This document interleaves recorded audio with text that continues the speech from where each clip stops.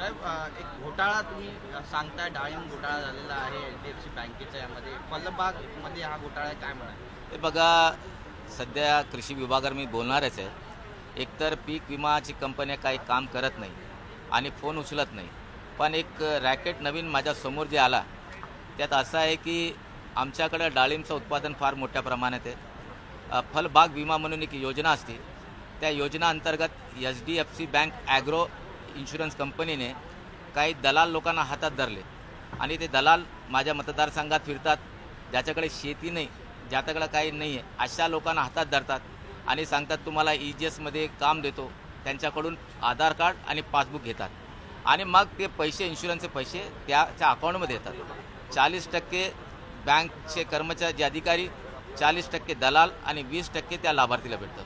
पण माझा प्रश्न ये आहे की ज्याला शेती नाही, ज्याला काही नहीं, तुम्हें इंश्योरेंस। अमृत नोनी आर्थो प्लस, ये एक प्रूवन फॉर्मूला। इसमें मौजूद नोनी फल के गुण और आयुर्वेदिक जड़ी बूटियां शरीर को जरूरी पोषक तत्व देने के साथ साथ हड्डियों और जोड़ों के घिसने, उनमें होने वाले सूजन और दर्द को रोकने में मदद करता है। दर्द मुक्त जीवन के लिए अमृत नोनी आर्थो प्लस। करता कसा, एक तुम्ही जर इन्शुरन्स केला तर तुम्हाला जाऊन बघावं लागतं की डाळिंब आले की नाही, नुकसान झाले की नाही, त्याला काय हे झालं, हे सर्व बघावं लागतात. पण ते बघलं नाही.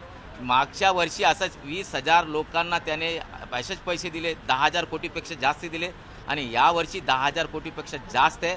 जे इन्शुरन्स कंपनीचे अधिकारी आहेत त्यांचे नाव मला माहीत आहे, जे दलाल लोक आहेत त्यांचं मला नाव माहीत आहे आणि जे लाभार्थी त्यांचंही नाव मला माहीत आहे.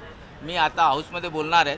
जर गव्हर्नमेंटला माझी रिक्वेस्ट आहे, यात सखोल चौकशी केला पाहिजे आणि कृषी सेक्रेटरी गेडाम साहेब, मी स्वतः त्यांना भेटून याची सखोल माहिती देणार आहे आणि त्याच्यावर त्यांनी कारवाई केली पाहिजे. या सगळ्या घोटाळ्यामध्ये जिल्हा पातळीवरची जी शासकीय हे बघा, कृषी विभाग आहे ते सामील आहे का असं वाटतं? मला तेच डाऊट आहे की कृषी विभाग बी सामील असेल. म्हणून मी जे बोलतो ना की आता हे एवढा मोठा रॅकेट आहे, 10,000 करोडपेक्षा जास्त लोकांना ते बोगस इन्शुरन्स दिलेले आहे. मागच्या वर्षी बी दिले ना, ह्या वर्षी बी दिले.